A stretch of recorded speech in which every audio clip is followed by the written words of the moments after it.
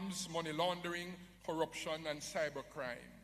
Caribbean nations continue to grapple with increasing rates of crime and violence, mounting threats to citizen security, corruption, added pressure on the health sector, and adverse impact on local businesses and foreign investments. And this is particularly true for a number of our countries within the region as they continue to feature prominently amongst global crime rates. Transnational organized crime is borderless, and criminals and criminal organizations operate seamlessly across borders with very expansive networks. So the theme of this year's seminar captures the cross-border cooperation and collaboration between our countries that is necessary to effectively counter crime and violence within the hemisphere. It is a call for enhanced bilateral and multilateral partnerships geared towards dismantling criminal networks locally, regionally, and internationally. We have a very exciting seminar program today. We'll hear from a very distinguished set of speakers and presenters. We'll hear from our Prime Minister, our Deputy Prime Minister, and we'll hear from our Cabinet Secretary, and among others. And so to give the official welcome, let's welcome our Cabinet Secretary, the Honorable Audrey Sewell, OJCD JP.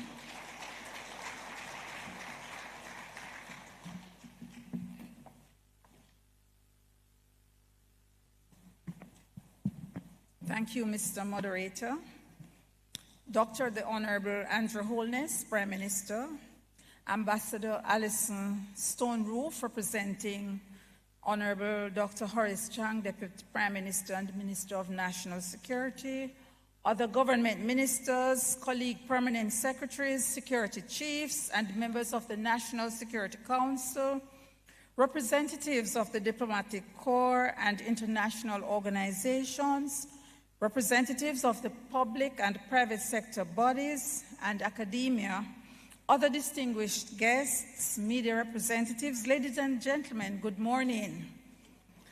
The Office of the National Security Advisor in the Office of the Cabinet is pleased to welcome everyone to this third staging of its annual security seminar. Today, we provide a platform where experts, policymakers, and practitioners can share their perspectives on the theme, Security Without Borders, aligning local, regional, and international efforts to build a resilient future. This simple yet complex topic will reveal varying perspectives and discussions on how unified strategies and cross-border collaborations can strengthen our collective security landscape. A fitting theme for the current set of circumstances we see unfolding. The Caribbean is not insulated. It is indeed a small world where one global shock can result in domino effect around the world. With the advent of globalization and advancements in technology, our vulnerabilities and our strengths are equally converged, making the scale and velocity of transnational organized crime an even greater threat than it was yesterday. Despite our geographic separation, we are increasingly interconnected. Our economies, cultures, and political systems, and the security threats that accompany their reality, further underscores that no nation stands alone. This seminar is also organized to spread awareness about National Security Council's security agenda. And with us today, our Prime Minister, the Chair of the National Security Council, and our keynote speaker and other members present. As Cabinet Secretary, I can report that the Council meets regularly and continues to provide effective governance and support of the national security agenda through a collaborative approach which is at the heart of this event. The seminar therefore seeks to increase understanding of the collective policy position on security and to highlight that security is all-encompassing. Crime and violence affect all of us and requires the support and partnership of everyone across sectors and borders. I take note of the attendance and participation of our international speakers and partners and would like to welcome you all to Jamaica. Today's discussions will be guided by expert presenters and a panel of speakers who will cover a range of pertinent topics to the theme and give within their respective portfolios and regions. I encourage you all to use this opportunity to engage openly, share insights, ask questions, network, and build relationships. We have a wide cross-section of persons in the sector here today. There may be someone you may want to have met some time ago. I'm here. In closing, we appreciate the great interest in this event from all stakeholders, and we remain fully committed to enhancing stakeholder awareness on issues of national security. Let me say again, welcome to you all. Welcome, welcome, thrice welcome. Thank you.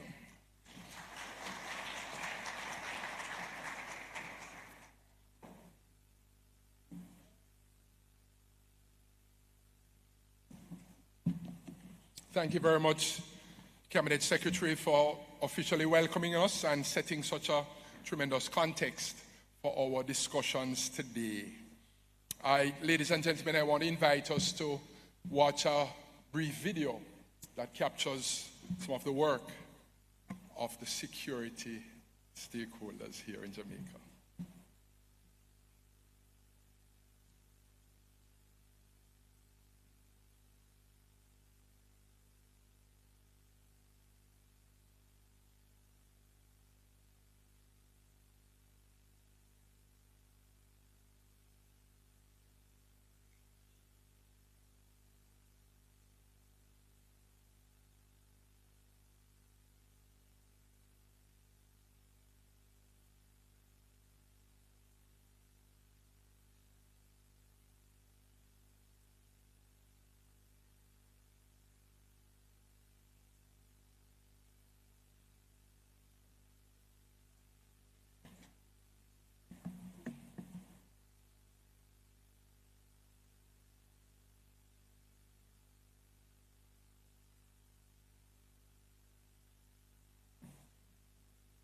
Even as we acknowledge the tireless efforts of those on the front line, we recognize the tremendous reduction in murders here in Jamaica for 24 year over 23, a 19% reduction. Let's put our hands together for all the efforts, the strategies, the plans, the blood, sweat, and tears that go into helping to secure our nation.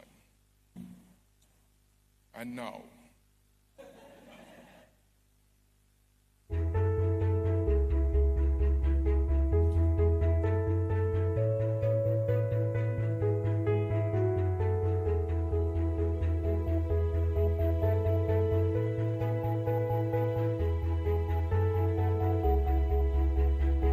Jamaica, like many other countries in the region, for decades has suffered from a persistently high homicide rate. While social and economic factors are always considered a part of the underlying causes, the rise of organized criminal enterprises has emerged as the most significant factor driving violence and its ultimate form, murders. This government is committed to the security and safety of Jamaica. We have been investing heavily in our security forces, strengthening these critical institutions to increase capacity with delivering on our investments. The Jamaica Defence Force stands as a persistent and unwavering pillar of national security, always prepared to confront evolving threats. It is indeed a good day to be a member of this noble organization. It is a privilege and an honor to lead the men and women of the Jamaica Constabulary Force. It is my privilege to address you on behalf of the Major Organized Crime and Anti-Corruption Agency, an organization whose mandate it is to target and dismantle major organized criminal networks and address the issue of public sector corruption. It is an honor to connect with you as we reflect on the pivotal role of the Jamaica Customs Agency in safeguarding our borders and supporting Jamaica's economic resilience. We substantially increased manpower in both our military and police forces. We invested heavily in transforming the leadership and management of the Jamaica Constabulary Force, and we made massive investments in technology and infrastructure to increase intelligence, investigation, cyber, and border protection. In 2024, we recorded a 19% reduction in murders and a 14% reduction in all major crimes. This is consistent with the year-on-year reduction over the past 3 years.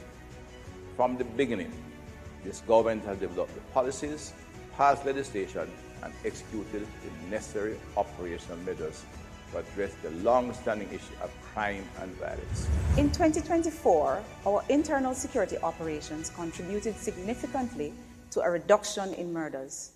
We are steadfast in our mission to achieve even greater results in 2025. Last year alone, the Jamaica Customs Agency recorded unprecedented seizures. Over 625 seizures have been executed, spanning narcotics, firearms, ammunition, and illicit financial instruments. By the end of 2024, we achieved a 19% reduction in murders and a 14% reduction in overall major crimes. These achievements represent 265 lives saved and scores of families kept whole. Last year, we marked our milestone anniversary with a series of significant breakthroughs and successes. These included the completion of high-value financial investigations and the prosecution of corrupt public officials. We also tackled lottery scamming operations while assisting in the extradition of a number of individuals. Our agility is exemplified through initiatives like Exercise Event Horizon 2025, a groundbreaking collaboration with 13 nations from the Americas and the Caribbean. This exercise strengthens our capabilities in humanitarian assistance and disaster response, cybersecurity, and search and rescue operations in both aeronautical and maritime domains. While we have made significant progress with crime control, the government does take a comprehensive approach to crime prevention by implementing the Citizen Security Plan of 2019. The plan includes a multi-agency accountability mechanism. The Citizen Security Business Group does take an active approach to the business of city security. Our focused deterrence strategy has been pivotal in this progress. By integrating advanced tools like the upgraded mobile radio network and our mission-critical software applications, we have enhanced our responsiveness. The expansion of ISO 9001 scope to include our criminal investigation branch has also helped to further improve our investigative capabilities.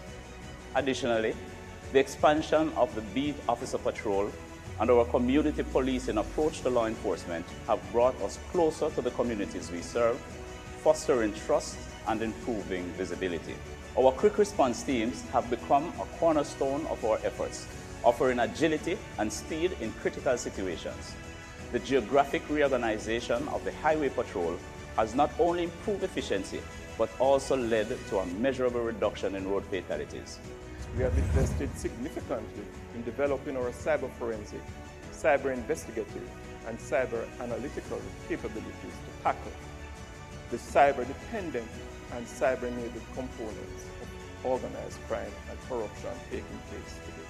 We disrupted transnational organized criminal syndicates and cyber criminals operating as far away as Nigeria, and ended the year with several high-profile operations, seizures, and arrests.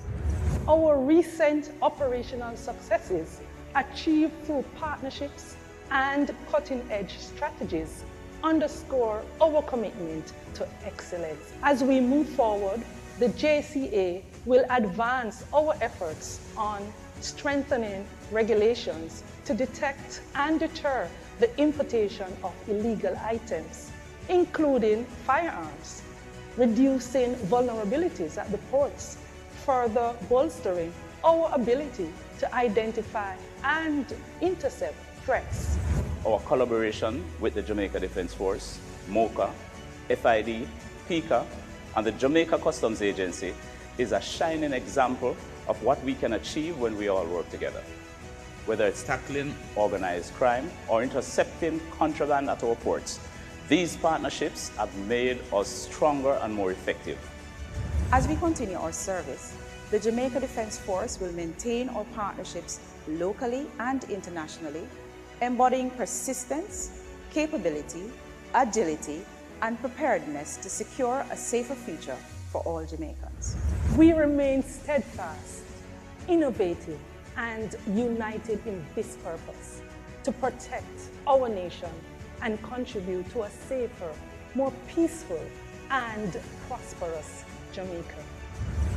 To the men and women of the Jamaica Constabulary Force, let us remember why we do this work.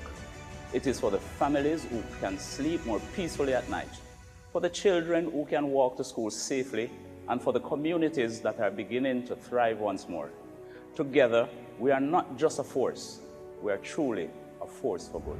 Together, we will continue to build a safer Jamaica, one where major organized criminal syndicates are denied safe havens and where integrity is non-negotiable. The work continues, and we will embrace this new year with even greater determination, hope, and purpose for a safer and more secure Jamaica. I commend the sterling efforts of our law enforcement agencies for their impact in 2024, and we look forward to continued success and partnership in 2025 and beyond. We are confident that investments made, systems we have put in place, the security doctrine, the level of motivation of our security forces, and the governance and support of the National Security Council will ensure enduring success in eliminating the threat of organized, violent enterprises and the violent stakeholders. We will realize our vision of Jamaica as the place of choice to live, work, do business, raise families, and retire in peace and prosperity.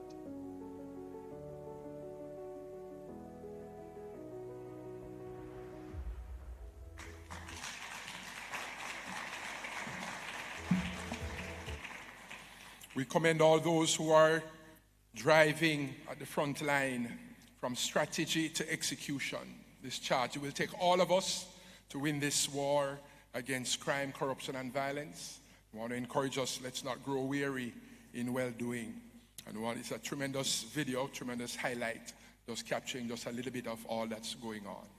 And so we commend the team. I want to tender apologies on behalf of our Deputy Prime Minister, the Honorable Dr. Horace Chang, who is unavoidably absent. And to give remarks on his behalf, I want to welcome Ambassador Alison Stone-Roof, Permanent Secretary in the Ministry of National Security. Let's put our hands together and make her welcome.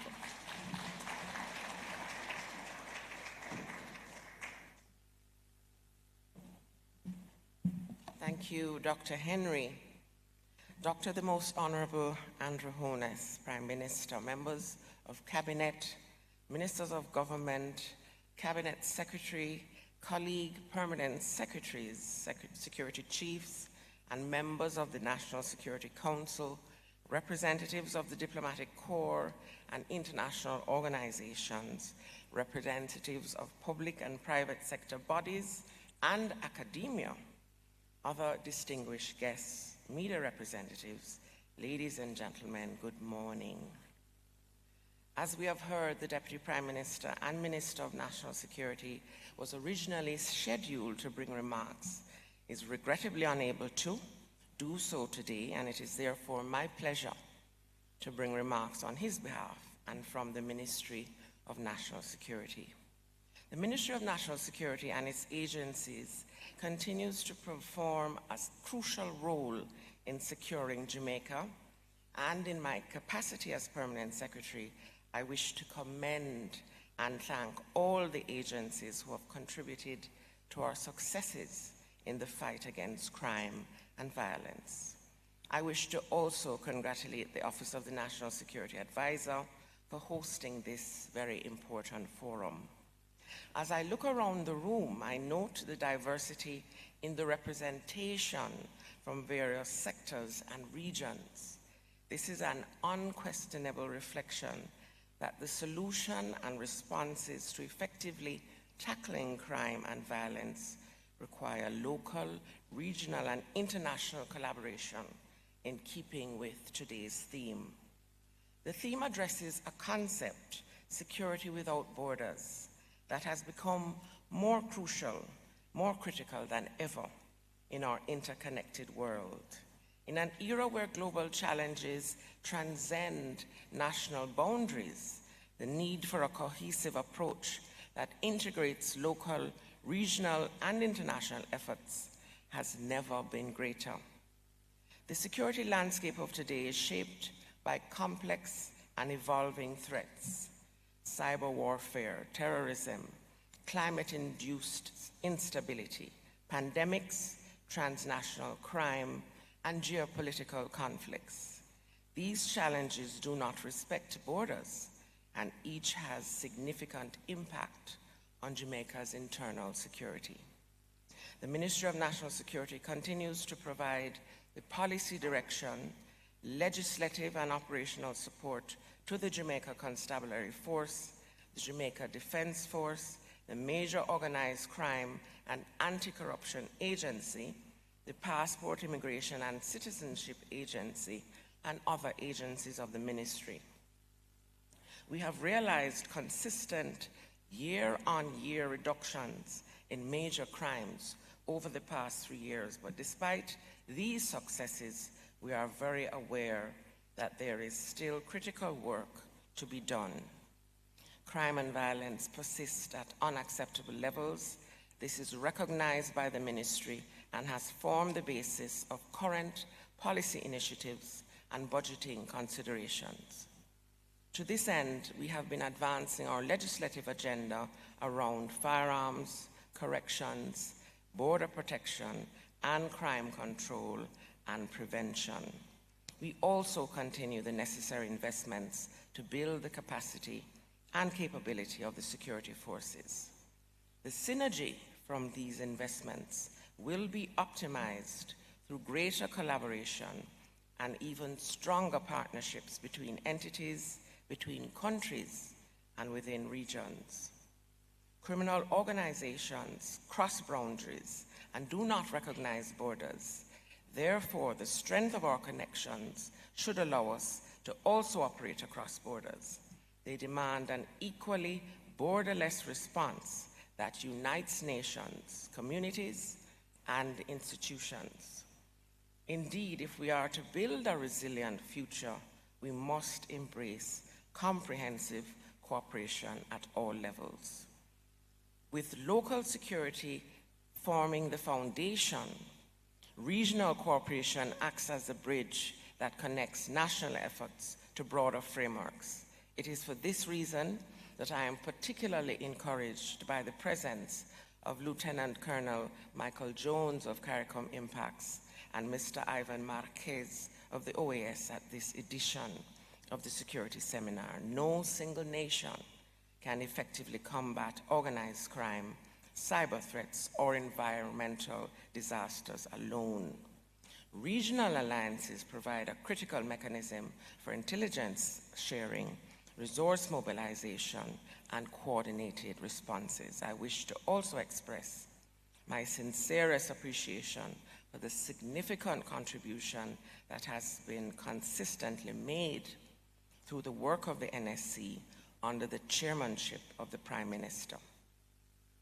In closing, let this seminar be a catalyst for meaningful dialogue, decisive action, and lasting partnerships. Together, we can forge a region which sees security as knowing no borders and resilience defining that future.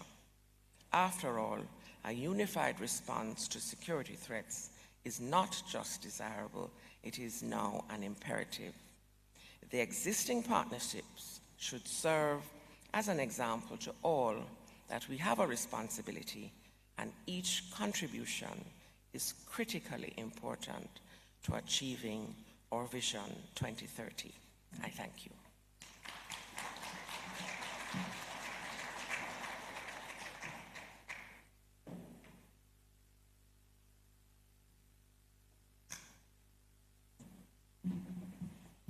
Thank you so much, Ambassador Stone-Roof, for ably representing our Deputy Prime Minister and the Minister of National Security. And she spoke of the solution and responses to the challenges of crime and violence will require our ongoing collaboration. And we recognize all the successes thus far, but understand that much remains to be done. And the call is for greater collaboration, stronger partnerships, greater borderless cooperation. And the unified response is not just desirable, she says, or reminds us, but it is imperative. Thank you very much. Let's put our hands together again for our Permanent Secretary. The end game of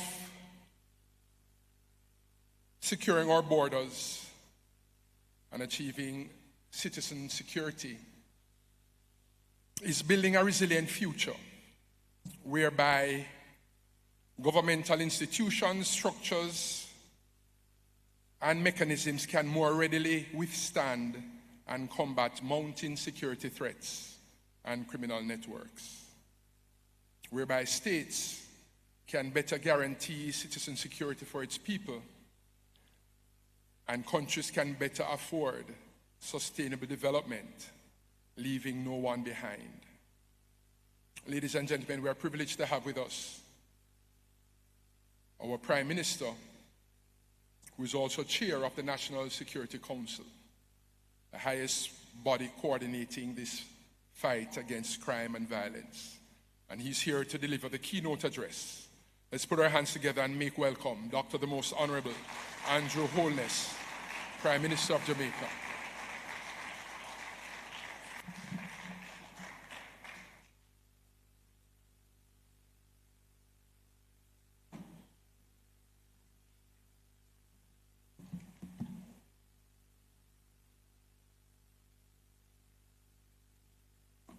All right, we're too late in the year for me to wish you Happy New Year, but I wish you nonetheless. And I thank our moderator and those who have spoken before me for greeting everyone. This is the third year that I've had the privilege of delivering this keynote at this important seminar. And I commend the Office of the National Security Advisor for consistently bringing together the minds working on what is arguably the most pressing national issue. The theme of this seminar, Security Without Borders, aligning local, regional, and international efforts to build a resilient future, encapsulates the fundamental reality that the major security threats we face are not confined to national borders. They are transnational, requiring cooperative and often coordinated solutions that transcend borders, ideologies, and institutional silos.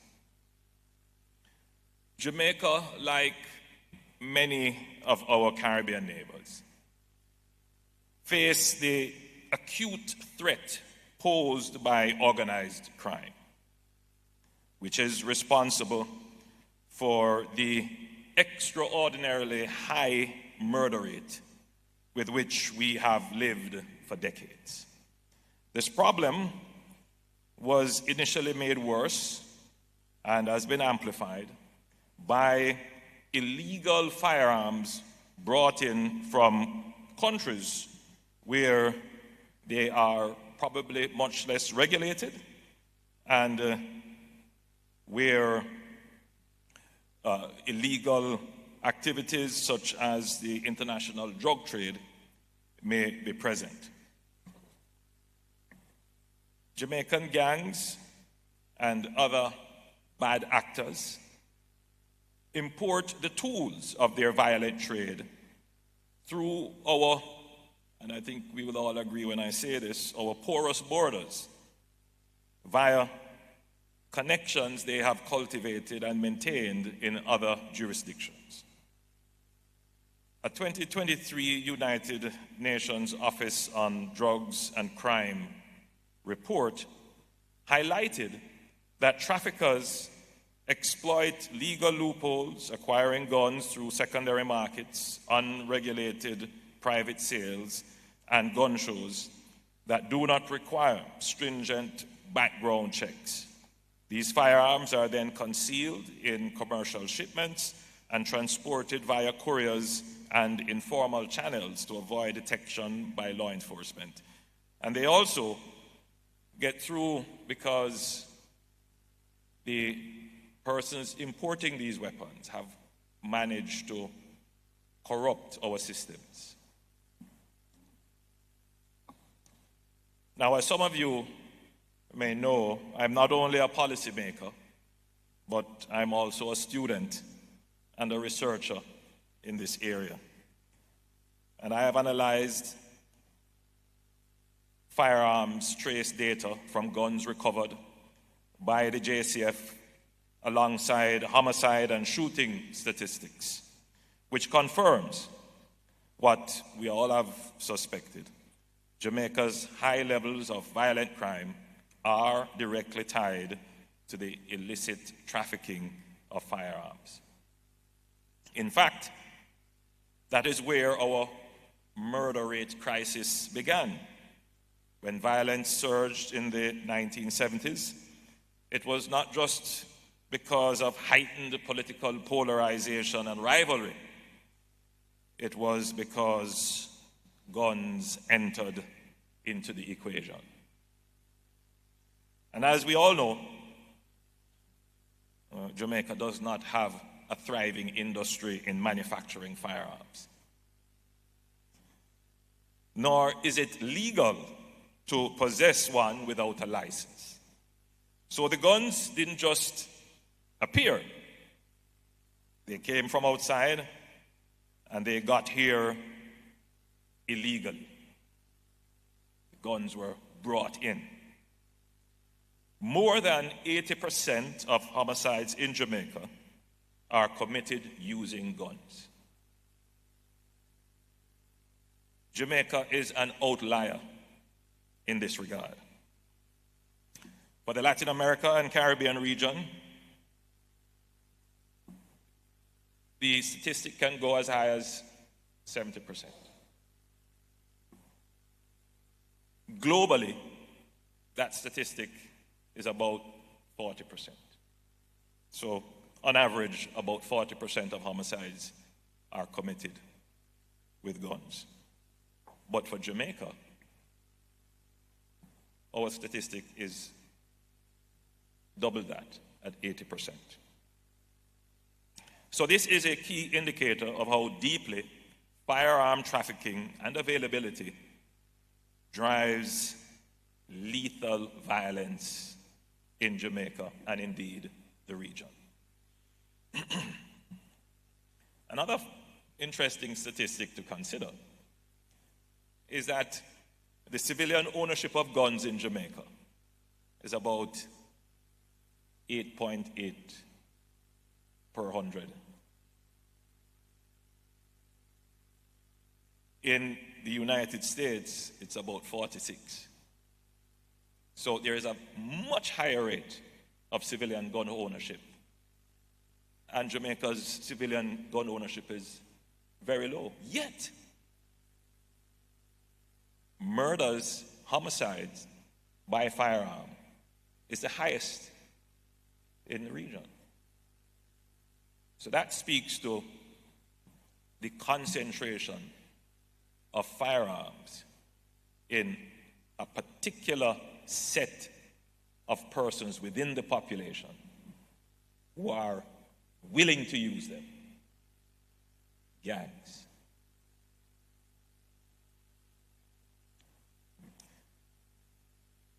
These guns, as we know, originate from outside our borders and chiefly from the United States. Between 2013 and 2023, 70% of the guns recovered came to Jamaica via the US. But the data also reveals that a great portion of the individuals who purchased those guns in the United States, in states such as Florida and Georgia, were Jamaican born. So yes, most of the guns are coming in from the US, but they are being brought in by persons who are Jamaican born, connected to Jamaica. This, of course, does not come as a surprise to members of the security forces, as they have long been aware that gang networks in Jamaica maintain critical international nodes to facilitate the supply of resources such as weapons. We also know that a meaningful proportion of gang activity here, the drive-by shootings, the reprisals, the multiple casualty incidents, are done according to directives coming from individuals living abroad, including Jamaicans who are living abroad formally, paying taxes and being compliant with immigration rules. Another significant portion of the straw purchasers, as they are termed in the United States, those who buy guns on the secondary market and illegally dispose of them or import them, a significant portion of them are Haitian-born, which further substantiates that weapons have been coming from the US to Jamaica by way of Haiti. The security forces have long reported on the maritime trade that exists between Jamaican gangs and Haitian gangs, which facilitates the flow of arms from Haiti to here. The crisis in Haiti is perhaps the most alarming example of what can happen when organized criminal groups grow powerful enough to challenge the very integrity of the state. But the power of the gangs is also dependent on cross-border connections. Elements of their networks embedded in the Haitian diaspora in the US and Europe facilitate arms smuggling, as do their linkages with elements in the neighboring Dominican Republic. Moreover, armed groups in both Haiti and the DR have strong connections to and receive weapons and narcotics from cartels and militant groups in Latin America. Over the past 5 years, South American and Mexican cartels have made inroads into once peaceful countries like Ecuador, making links with local gangs, causing a sudden explosion in homicides. Now, the homicide rate in countries like Ecuador is exceeding 40 per 100,000. That is unprecedented in their context. But to bring this discourse back home for a moment and for a reality check, that level of violence has been normalized in Jamaica for at least 3 decades. The point of highlighting these regional challenges and reiterating the external forces through which firearms enter Jamaica is not to absolve us of responsibility or to cast blame on other countries for enabling the threat we now face. I have never been one to ask others to take responsibility for my problem. And we have not conducted our security policy in this way. We have to be brutally honest with ourselves. We have not placed the effort and resources behind strengthening our security apparatus to ensure that illegal guns don't make it, as they say, across our borders. And we can't conduct our security policy depending on another country to secure our borders for us.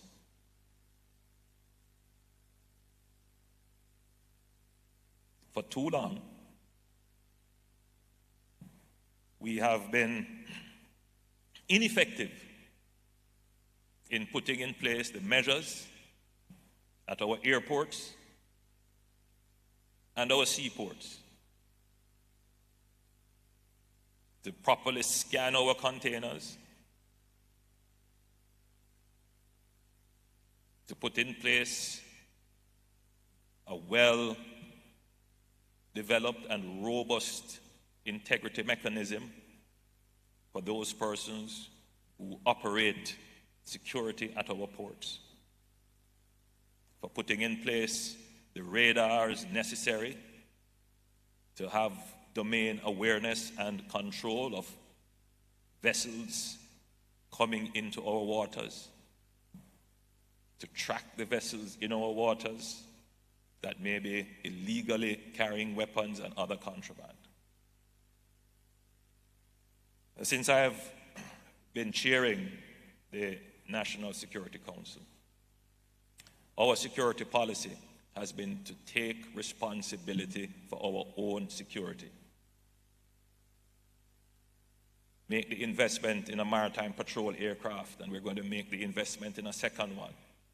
Make the investments in our offshore patrol vessels, which we have built out, and we're going to make more investments in that. Make the investments in our radars, which we have done. Now, we are going to make a significant investment in ensuring that we have all the scanners in our ports, so that a higher percentage of containers and goods coming into Jamaica can be appropriately scanned. We have given a directive to the Customs Agency to ensure that there is, through various public-private partnership modalities, that there is a full rollout of all the scanners we need for all our formal ports of entry.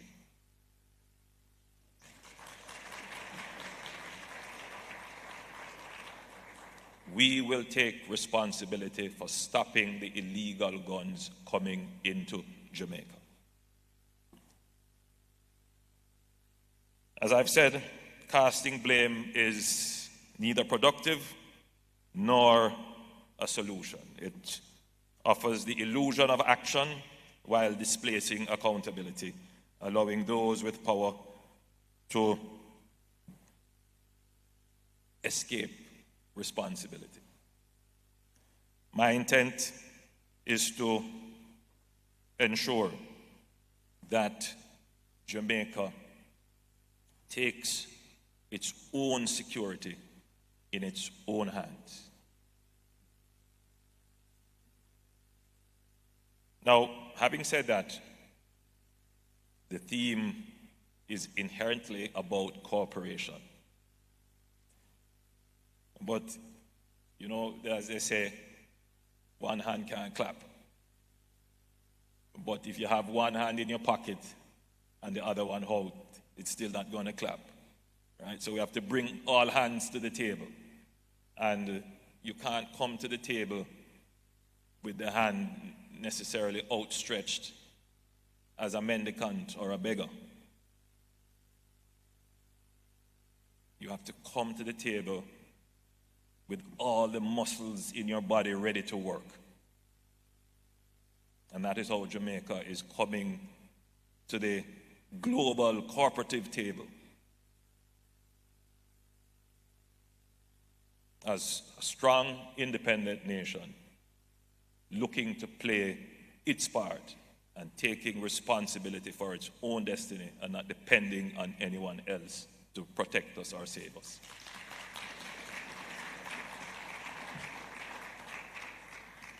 So Jamaican gangs do not exist in a vacuum demarked by our borders. They constitute one sector of a regional network of criminal organizations that strengthen each other through cooperation and trading in arms, drugs, and, yes, intelligence. The gangs trade in intelligence.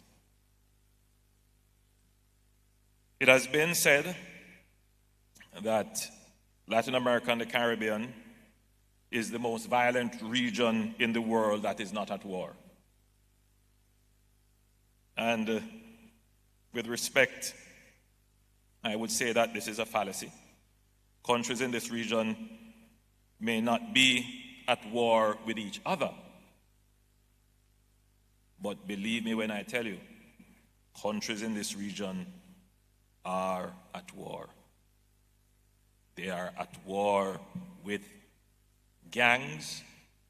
They are at war with transnational criminal organizations.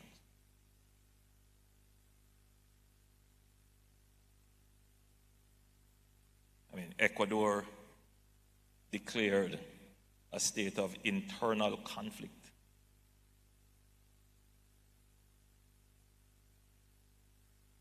We are under an illusion,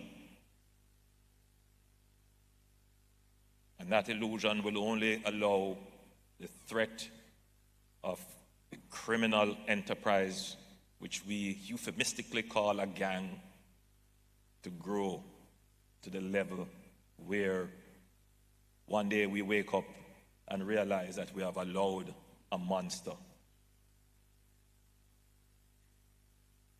Well, thankfully, I have never been under any illusion in this regard.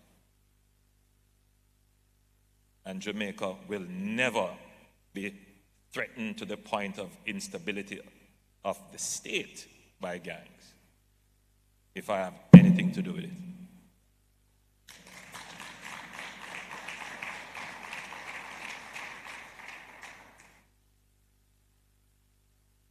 Currently, there are several armed groups threatening states right across Latin America, Central America, South America, and in the Caribbean. You stop to think of it.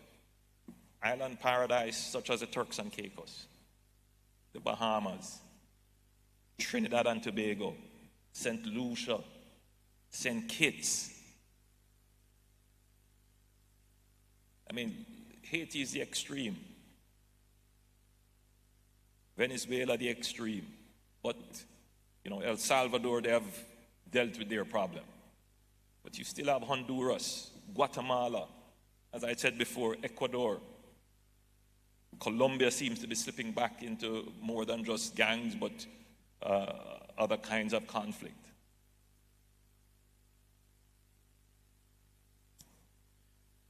Now, certain developments, however, make me optimistic that as a region, we are waking up to the reality that the threat posed by armed groups is not one of run-of-the-mill criminality.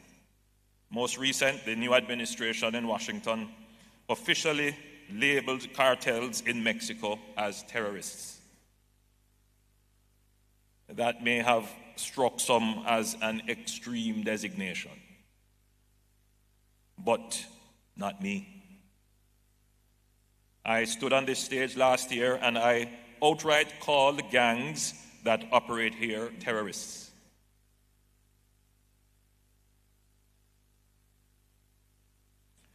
When you see the events in Cherry Tree Lane, we call it a massacre, 8 people killed. In Harbour Heights, 5 people killed innocently.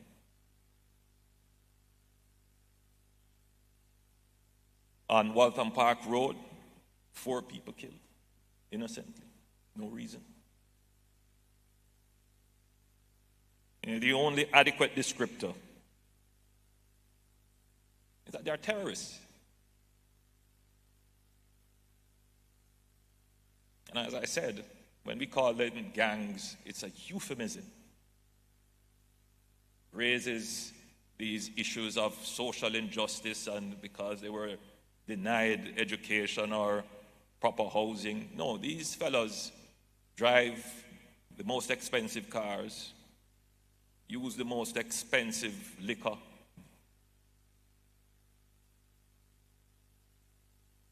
I don't need to get into it, you know. But they are not the product of any social injustice.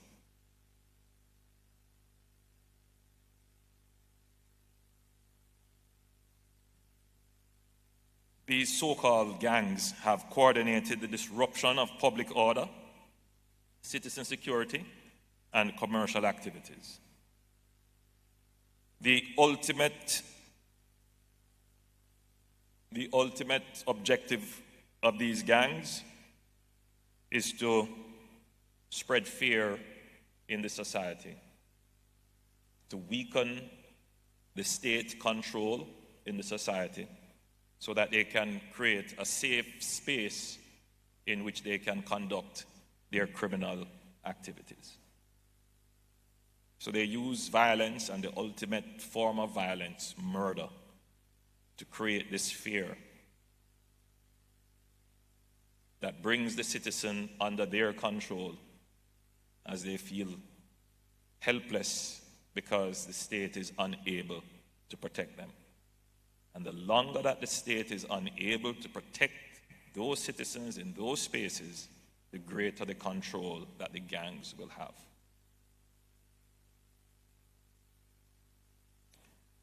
So, if we're going to make a change in Jamaica as it relates to the level of violence and murder that we have, we're going to have to make significant impact on controlling guns coming into the country and in dealing with the criminal enterprises that we euphemistically call gangs.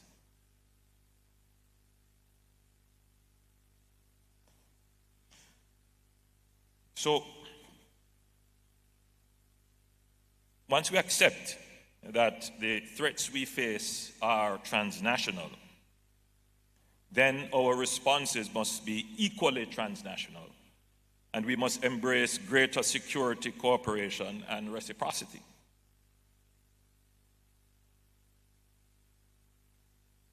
In some ways, we need an international cooperation similar to the global war on terrorism.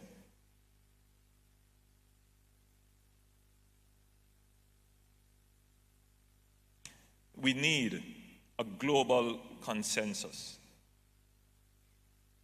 that will create a global war on gangs,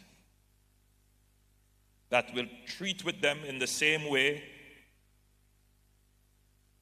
that international effort was mobilized in creating standardized legislation across jurisdiction,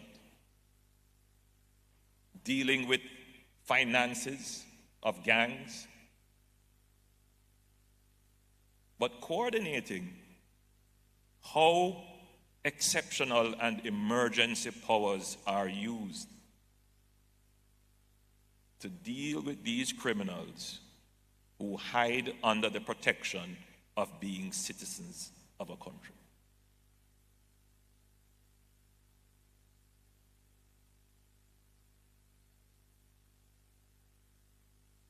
it will require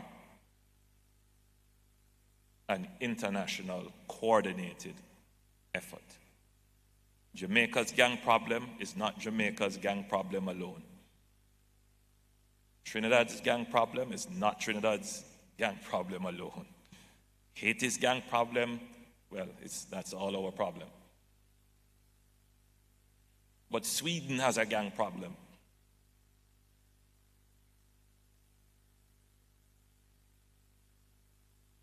So I'm using this conference and this platform with all the members of the international community and our partner countries who are here to be clear on what Jamaica's position is, that now is the time for a global war on gangs.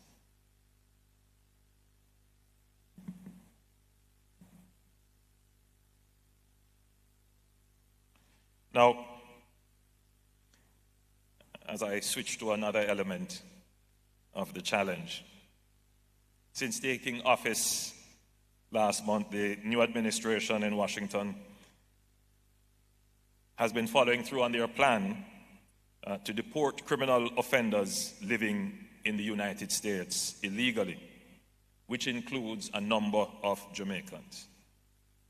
Let me be clear, we respect the sovereign right of any country to determine their internal security, public order, and social policy. We encourage all our Jamaicans who live in foreign countries to follow the law of the country in which you are resident. But never forget that Jamaica is your homeland. You are not homeless or stateless. What we are trying to build here is a place where every Jamaican can feel proud and comfortable to come back home. That's what we want to build here.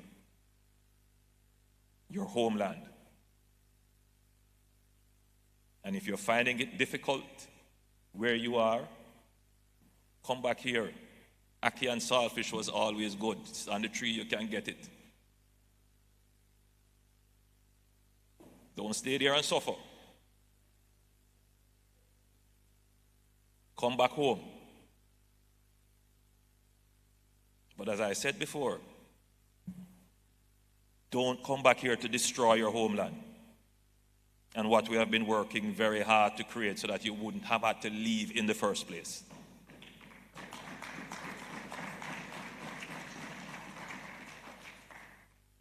And as I said, we have been making strides in that regard. So expect to be dealt with a firm hand if your intent is criminal. Come back and let us build your homeland so that you can stand up with pride with the citizens of the world about your country. That you don't have to be economic refugees. That's what it is about.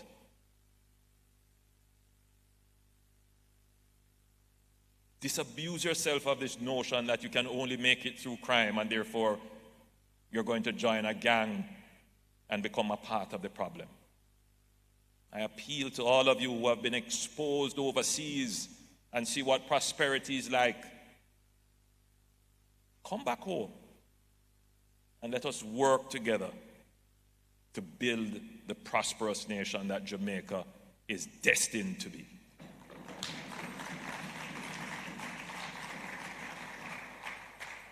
Don't come back here with guns. On that matter, I noted carefully a news report that Florida is contemplating requiring persons sending remittances to provide a higher level of identification. I haven't verified the report, but from all accounts, it seems to be something that is being pursued. But again, I repeat, we respect the sovereign right of any country to pursue their public order, citizen security, and social policies. But it would be very useful, however, if the intention is to find criminals who are also illegal migrants, to put some effort on those who are trying to send back guns to Jamaica.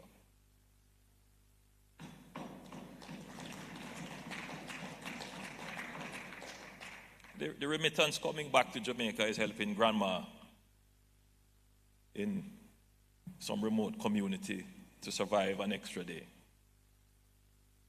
So too is the barrel with rice. But it is unfortunate when the gun is in that rice.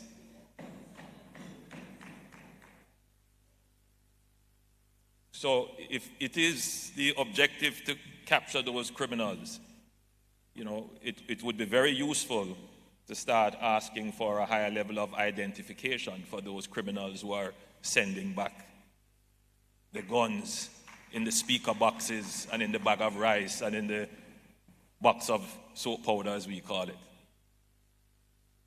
That would be very useful to us. So we are committed to doing our part, which requires not just strengthening our national security capabilities, but also forging deeper, more operationally effective regional cooperations. And this is why we have been investing so heavily in our national security architecture. And I pointed out a few of them. Since taking office in 2016, my administration tripled the capital budget for security in terms of investment in material, intelligence gathering, and analytic capabilities, forensic technology, and advancing training in areas such as cybercrime investigation, counter-trafficking operations, and financial intelligence analysis. In so doing, we have enhanced the operational capacity of the Jamaica Constabulary Force and the Jamaica Defense Force, equipping them with modern tools and strategic partnerships to disrupt criminal networks at their roots. We established an entirely new operational command within the Jamaica Defense Force, the Maritime, Air, and Cyber Command, to enhance our capabilities and strengthen our presence across all three domains. The ability of each sovereign state to secure and maintain order within its own borders, territorial waters, airspace, and digital sphere is not just a national concern, it is a fundamental pillar of our collective regional security. If Jamaica is safe and our waters are safe, our neighbors are also safe. Our willingness to cooperate with partner agencies in intelligence sharing and coordinated law enforcement is also not in doubt. In 2021, we finalized improved operational protocols pertaining to the Shipwright Agreement with the United States, under which both countries cooperate to curtail illicit maritime drug trafficking. And I tell you today that we will sign the Custom Mutual Assistance Agreement, which will establish a legal framework for the Jamaica Customs Agency and the U.S. Customs and Border Protection Agency to exchange custom-related information to strengthen our capacities to safeguard our people, border, and our national security and vital economic interests.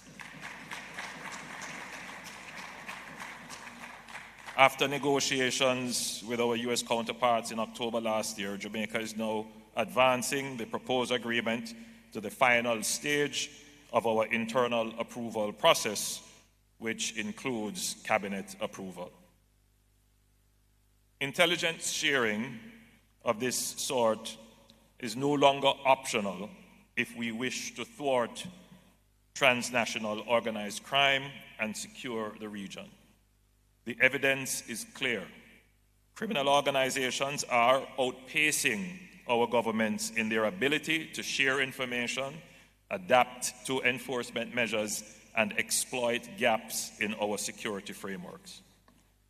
By strengthening interagency cooperation, deepening partnerships with international law enforcement bodies, and ensuring our security forces are well-resourced and highly trained, we are positioning Jamaica to not only respond to crime, but to proactively dismantle the networks that threaten our peace and stability.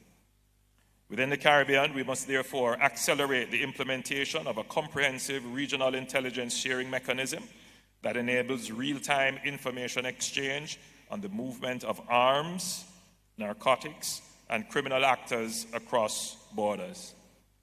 CARICOM Impacts and the Regional Intelligence Fusion Center provide a strong foundation for such cooperation, but there is room for improvement when it comes to sharing shipping intelligence for commercial freight, which is critical to improving detection of smuggled firearms. On that note, we must also strengthen our maritime and border security cooperation. The movement of illegal arms and narcotics through our waters is a major enabler of violent crimes in the region. However, many of our nations lack the necessary naval and aerial surveillance capacity to effectively police our borders. And as I've said before, we recognize that lack, but we also recognize that we're not going to build our economy and grow our economy and protect our people without making the sacrifice to acquire these assets on our own account. So we have done that, and you would have noticed that there is a significant increase in not just the operations of our security forces in our border and in our maritime border, but they have been very successful as well. And whereas we see,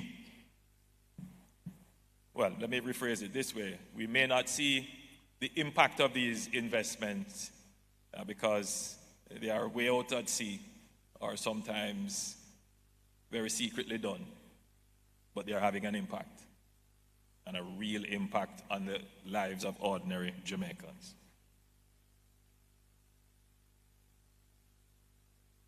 We also recognize that there is still work to do in capacity building, as the security forces must be equipped with the necessary training, technology, and legislative backing to combat an evolving threat.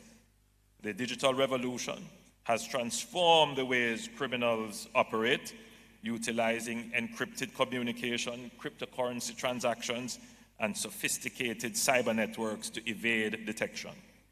As such, we must modernize our law enforcement capabilities, integrating advanced data analytics, cyber intelligence, and artificial intelligence-driven surveillance into our security apparatus.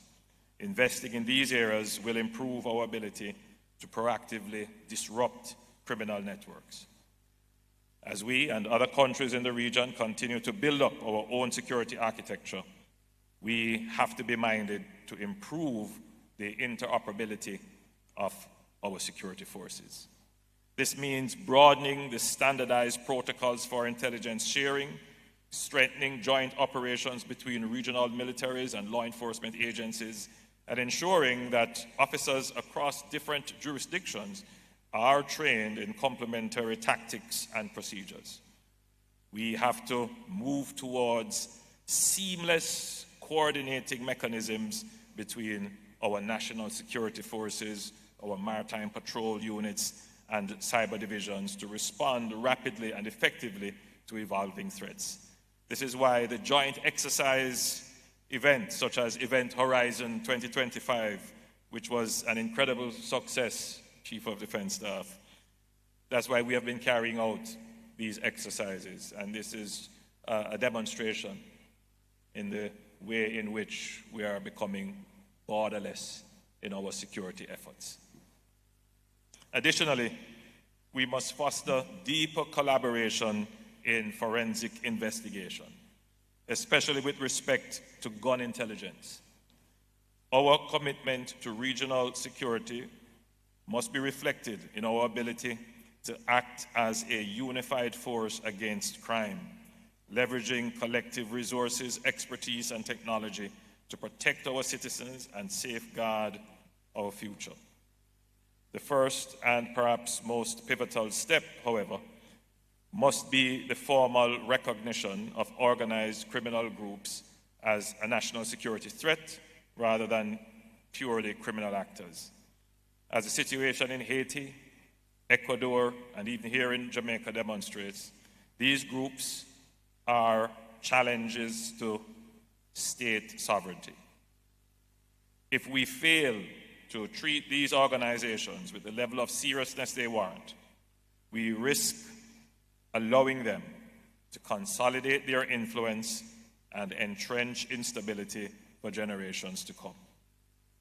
To this end, Jamaica is moving towards adopting new legislation, the Enhanced Security Measures Act, that would allow for treating the most dangerous participants in armed groups,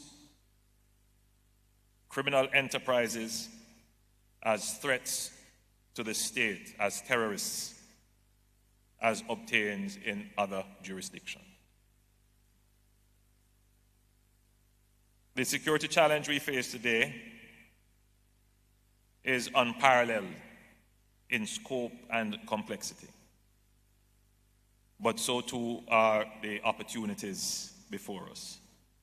The fight against transnational organized crime requires action, investment, and political will. We cannot afford to act in silos. We must align our efforts at the local, regional, and global levels to dismantle the growing transnational criminal networks that exist within our respective countries.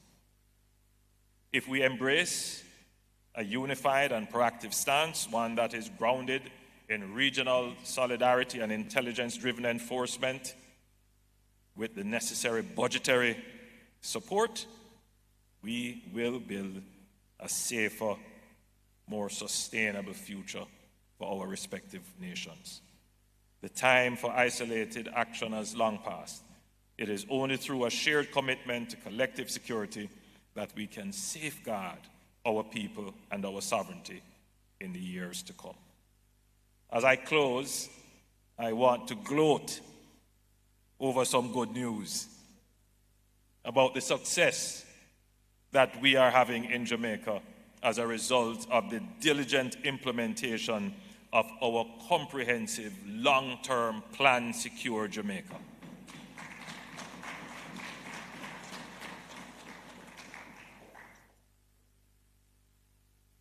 As I had said earlier, we have made significant investments. Some of it is not public-facing. The public does not know, does not see, does not make the connection. That every shipment that we disrupt at sea means a weaker gang here in Jamaica. And we have built that capacity. In 2024, murders declined by 19%.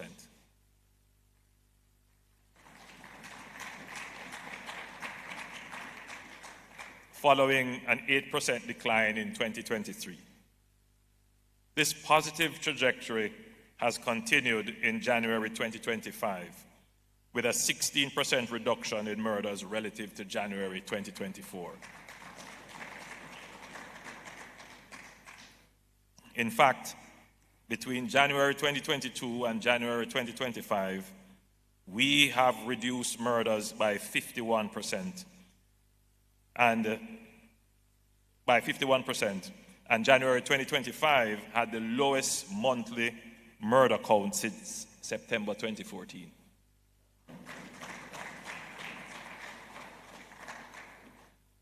I see the present commissioner here and the former commissioner. And I must give commendations. And of course, the Chief of Defense Staff is here, and a former Chief of Defense Staff, and a former Chief of Defense Staff is here. They must get commendation.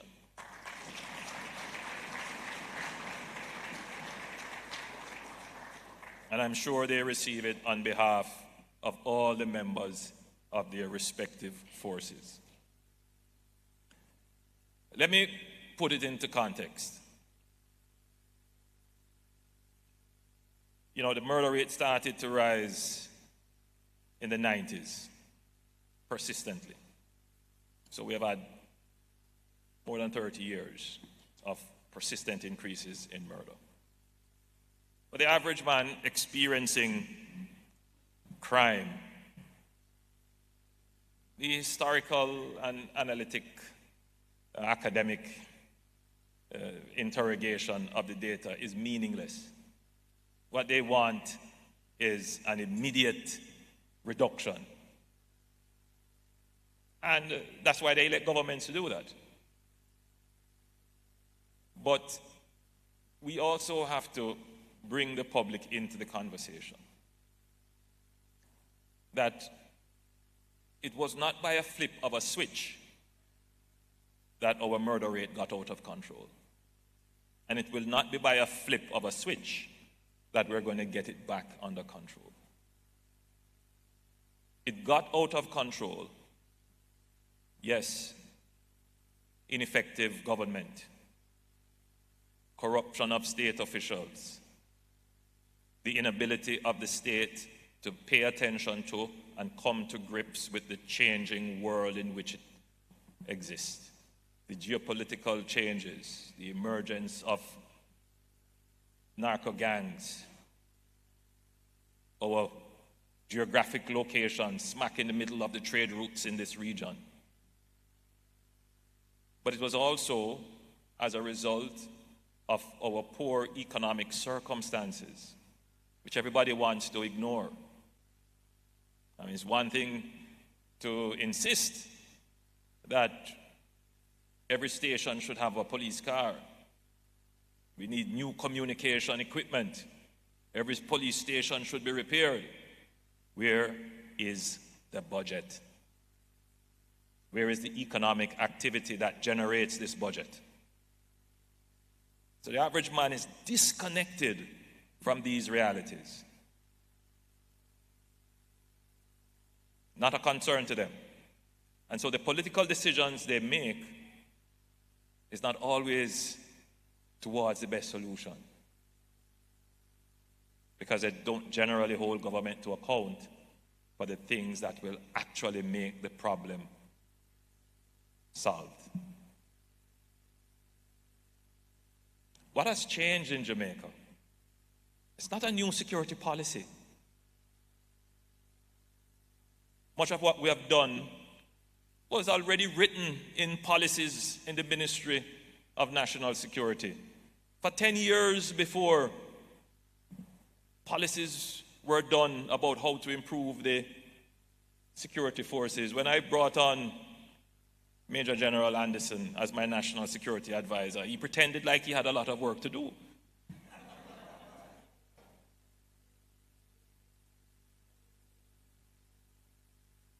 That's not quite true. We did the Zozo and a slew of other new initiatives. But much of the work was already done. We paid hundreds of thousands of US dollars to high-profile consultants, and in our partnerships with our development partners, quite a bit of money was spent on citizen security, but it really didn't have that impact. What the common man needs to appreciate is that you must be able to pay for your security. Nobody's going to give you your security.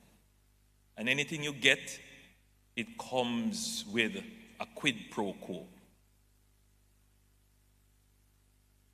What has changed in Jamaica is that you have had a government for 9 years which has managed the budget in such a way that generates the revenues that we can now build a $2 billion new police headquarters in St. Catherine, that we can implement Project Rock, going around the country and improving the police stations. You can go right across Jamaica and see new police stations being built. That we have totally reuniformed the police force, not just in the, the spanking new authority projecting uniforms that they have, but in their gear and equipment that protects life and make them more effective. We haven't fully solved the transportation issue, but they have far more cars than they had ever before in their history. Improved communications, all kinds of other things we're not going to talk about. But the biggest improvement that has come as a result of having a good government that runs the economy well, that generates the revenues to do the things that you want, is that for the first time the JCF is now at its establishment. So for all this time the JCF was undermanned. In other words, the police per population was very low. Now you're close to 14,000 policemen. When I just took it over, they were just hovering at somewhere at about 11, with a high attrition rate. In fact, more people were leaving the force than entering the force. Now, if I'm certain, if you do a survey today, and you were to ask, what is the best profession to be now? The JCF, being a member of the JCF would rank very high.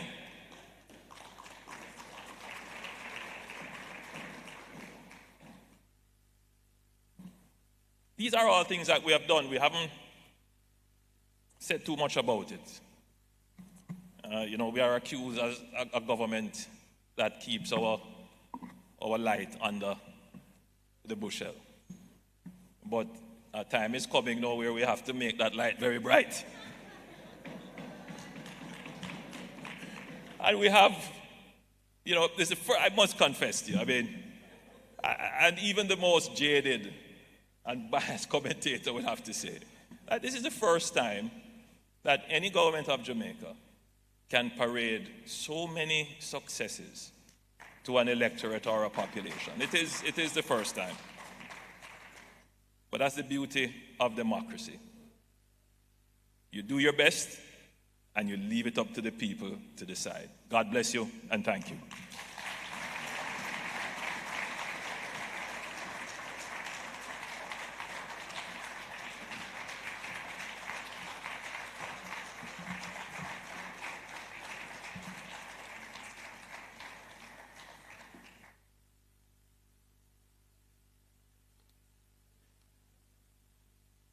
Powerful words from our Prime Minister. Spoke that crime and violence is arguably the most pressing national issue, and that major security threats we face are not limited or confined to our national borders, but are in fact transnationals. He said Jamaica's high rate of violent crime was directly tied to the illicit trafficking of firearms. More than 80% of homicides in Jamaica committed using guns. And that's against a global average of 40%, so twice the global average. And against the backdrop of a low rate of civilian gun ownership in Jamaica. So he elucidated, highlighted, he provided a profile of the illicit and illegal gun trade, saying that the crisis in Haiti serves as a stark and frightening example of what can happen when the gangs gain control over the state. He underscored that we in Jamaica, we are not absolved of our responsibility in this challenge, and in fact gave and underscored the commitment that we take responsibility. We cannot depend on other countries to secure our borders for us. And he articulated, pledged country-owned and country-led responses to this continued threat, building capacity, intensifying the response. He declared that we are at war, not against other countries, but with gangs and criminal networks, and pledged that we will never bow to the gang.